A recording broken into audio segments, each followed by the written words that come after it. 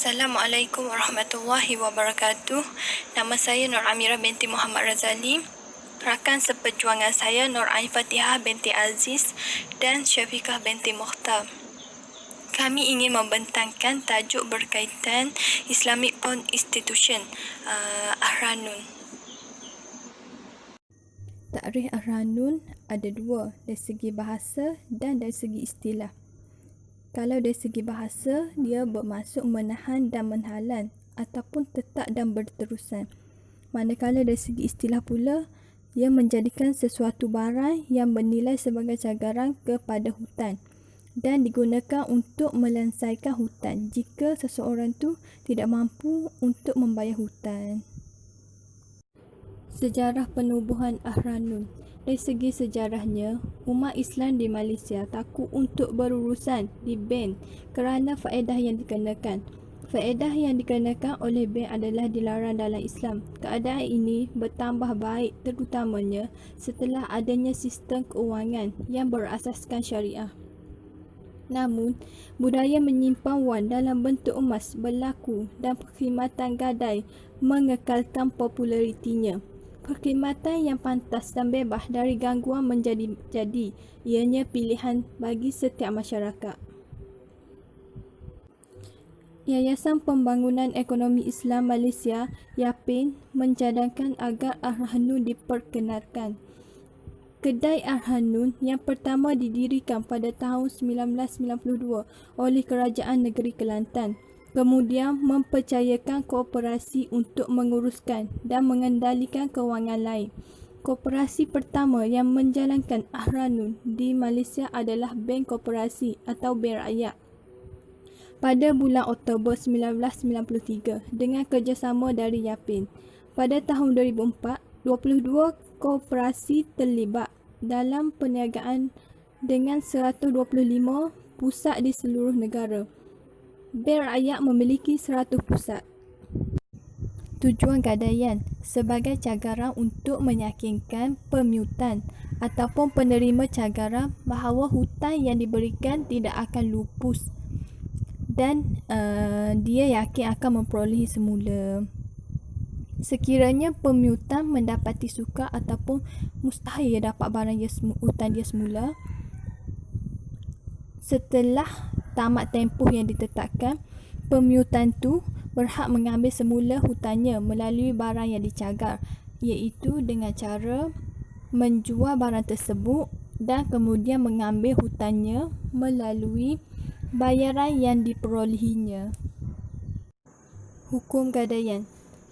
Ia disunatkan dan digalakkan. Cara terbaik adalah membuat catatan ataupun digantikan dengan gadaian jika tidak dapat membuat catatan.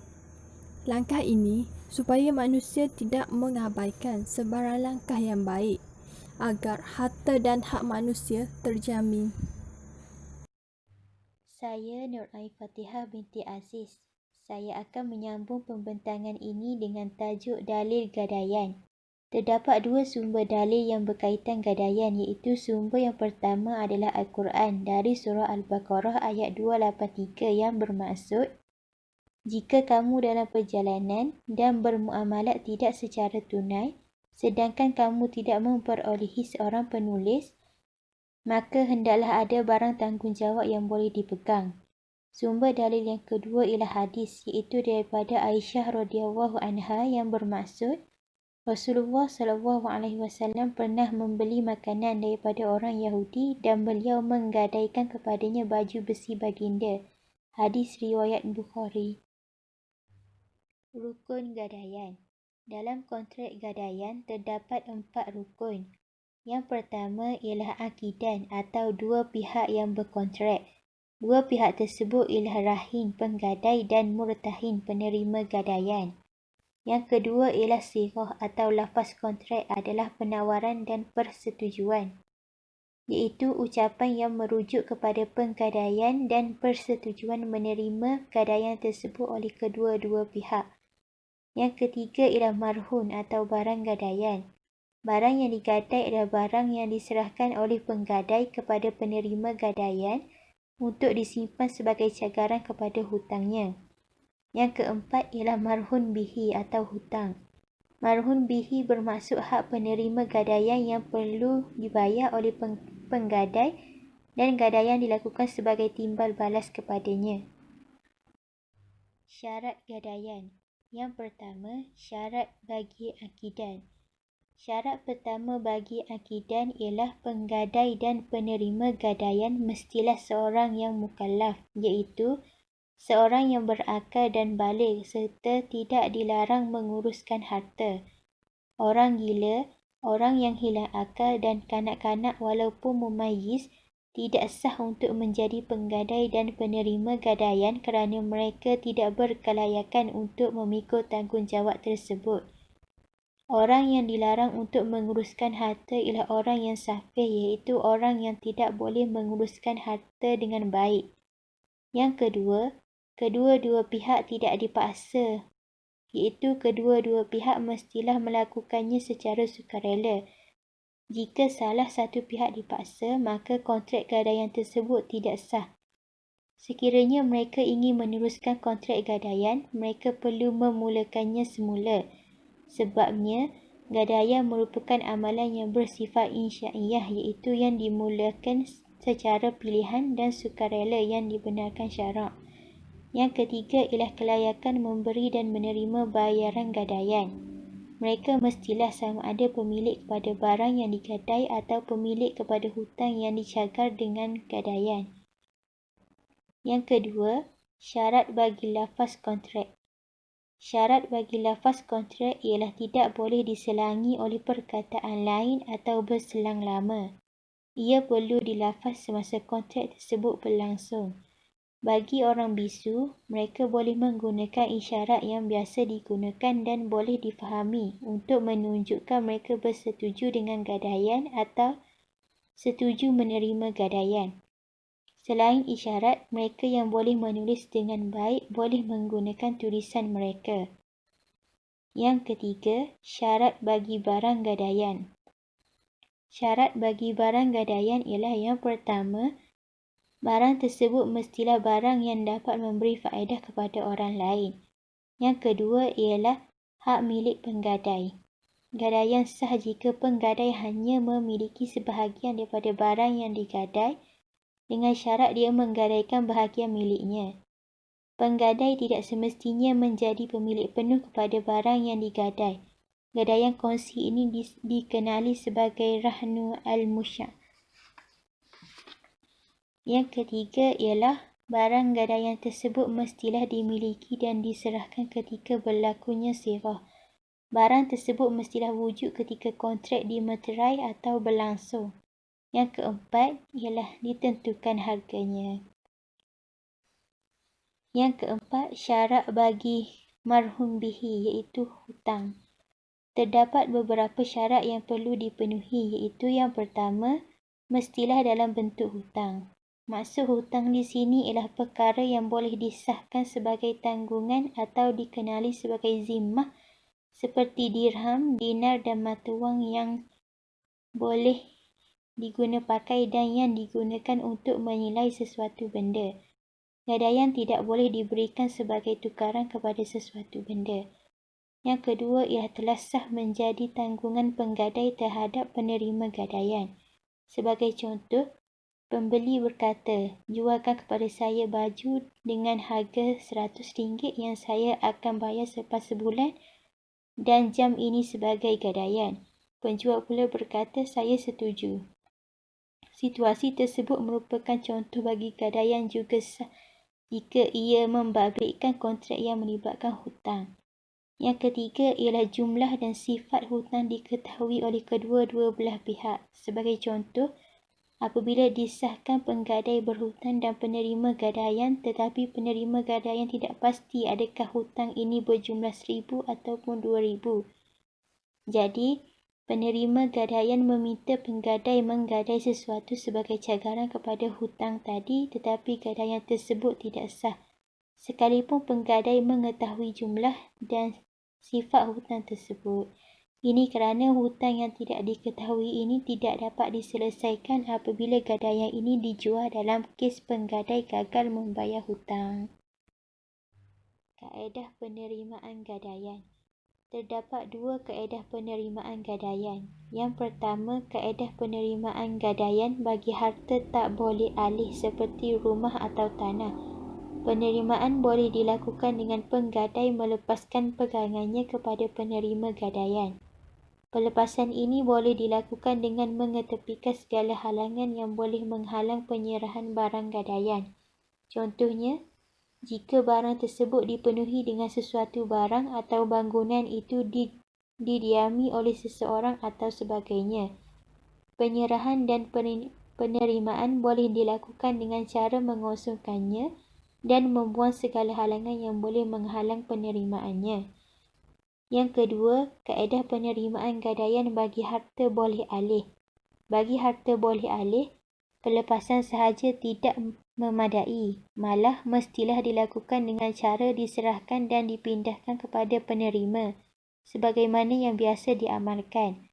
Dalam keadaan yang hanya sebahagian sahaja harta yang digadai, bagi harta yang boleh alih, penerimaan dilakukan dengan cara menyerahkan kesemua harta tersebut kepada penerima gadaian. Penyerahan ini mestilah setelah mendapat kebenaran rakan kongsi.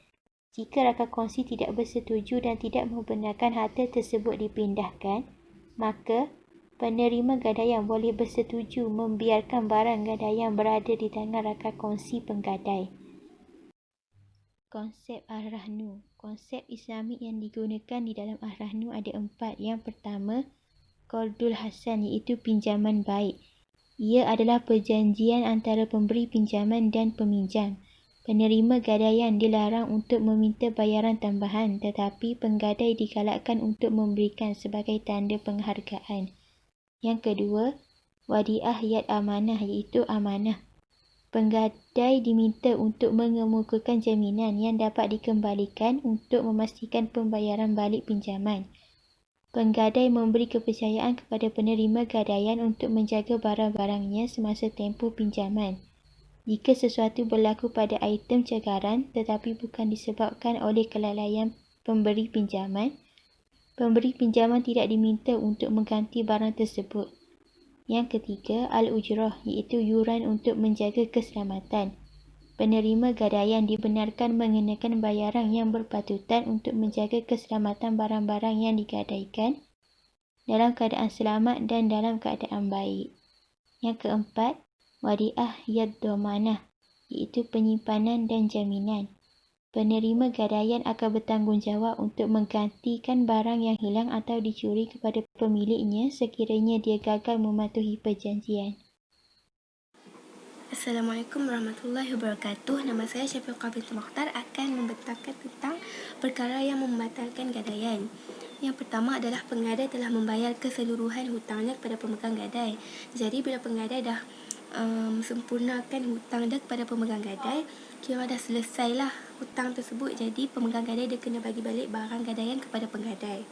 Yang kedua adalah barang yang digadaikan diserahkan semula kepada penggadai kerana barang itu adalah sebagai cagaran hutang. Yang ketiga adalah pemegang gadai meninggal dunia. Yang keempat, barang gadaian rosak. Barang gadaian rosak ni ada dua, iaitu dengan sengaja ataupun dengan tidak sengaja. Kalau dengan sengaja, pemegang gadai itu dia kena bayar balik ataupun ganti balik dengan barang yang sama, ataupun dia kena bayar dengan nilai yang sama dengan barang yang rosak tu. So kalau tak sengaja pula, pemegang gadai tak payah ganti rugi. Yang kelima adalah barang gadaian telah disewa atau diserahkan kepada orang lain. Jadi barang tersebut dah disewa oleh orang lain, jadi hak milik barang gadaian tu bukan hak milik dia, jadi tak boleh dibuat sebagai barang gadaian. Yang keenam adalah pemegang gadaian membatalkan gadaian walaupun tanpa pengetahuan si penggadai tersebut, tetap akan batal juga. Hikmah gadaian. Yang pertama, memberi kemudahan kepada orang yang memerlukan bantuan. Kedua, memberi jaminan kepada orang yang memberi hutang. Yang ketiga, memudahkan individu untuk memulakan perniagaan. Dan yang terakhir adalah memberi peluang pada umat Islam untuk mengembangkan ekonomi. Isu semasa sistem pajak gadai Islam Ar-Rahnu. Emas adalah barang cagaran yang diperlukan untuk membuat gadaian. Di Malaysia, sistem pajak gadai berlandaskan hukum syarak disediakan oleh bank tertentu seperti Agro Bank, Bank Rakyat dan Bank Islam. Terdapat juga institusi lain seperti Yapim dan Permodalan Kelantan Berhad. Tujuan utama penubuhan Ar-Rahnu adalah untuk menggantikan sistem pajak gadai konvensional yang sedia ada. Antara kelebihan Ar-Rahnu berbanding pajak gadai konvensional adalah tidak mengenakan kadar faedah ataupun riba. Perbezaan utama antara Ar-Rahnu dan pajak gadai konvensional adalah pada perjanjian pinjaman yang dikaitkan dengan sesuatu ganjaran dan bukan pada gadaian itu sendiri. Dalam perjanjian Ar-Rahnu, pinjaman yang diberi tidak dikenakan faedah berbanding pajak gadai konvensional yang menjadikan faedah sebagai sumber hasil pada pemberi pinjam. Yang kedua adalah nilai gadai. Nilai gadaian tidak merosot. Nilai gadaian bagi barang yang ingin ditebus semula tidak merosot dan tidak berubah serta tidak berlaku penyelewengan. Yang ketiga, lebihan wang gadaian dipulangkan. Wang lebih gadaian dipulangkan sekiranya pemberi gadaian tidak berkemampuan membayar balik hutang yang ditanggung apabila tamat tempoh perjanjian. Seterusnya, barang kemas yang disimpan selamat. Semua barang kemas yang disimpan dalam skim tersebut adalah selamat di mana penerima gadaian bertanggungjawab ke atas barang kemas yang diberi oleh pemberi gadai. Seterusnya, caj perkhidmatan yang rendah. Ar-Rahnu menawarkan caj perkhidmatan yang rendah. Semua kepengurusan di Ar-Rahnu melibatkan kos dan risiko yang rendah jika dibandingkan dengan pajak gadai konvensional. Seterusnya, tiada unsur penipuan semasa membuat timbangan. Dalam Ar-Rahnu tidak akan berlaku sebarang unsur penipuan semasa timbangan dibuat dan nilai timbangan yang jelas akan ditunjukkan pada pemberi gadai. Seterusnya, tempoh membayar balik yang munasabah. Ar-Rahnu juga merupakan sebuah pajak gadai Islam yang bertolak ansur dengan pelanggannya berkaitan dengan tempoh membayar balik pinjaman. Seterusnya, pemberian notis kepada penggadai tentang upacara lelongan. Pihak penerima gadaian akan memberi notis kepada pihak penggadai sekiranya barang gadaian mereka hendak dilelong dan tempoh masa membayar balik untuk mereka telah habis. Yang terakhir adalah memberi nilai gadaian yang sepatutnya. Perkara ini sering berlaku dalam pajak gadai konvensional. Ia berlaku kerana akta pemegang pajak gadai tidak menetapkan kriteria untuk menilai gadaian berkenaan. Dalam Ar-Rahnu, penerima gadaian akan memberi nilai gadaian yang sepatutnya dengan barang gadaian yang digadai oleh penggadai. Kesimpulannya, gadaian adalah diharuskan dalam Islam selagi ianya tidak bercanggah dengan syariat Islam. Setiap rukun dan syarat haruslah dipatuhi supaya menghalang kezaliman dan penindasan.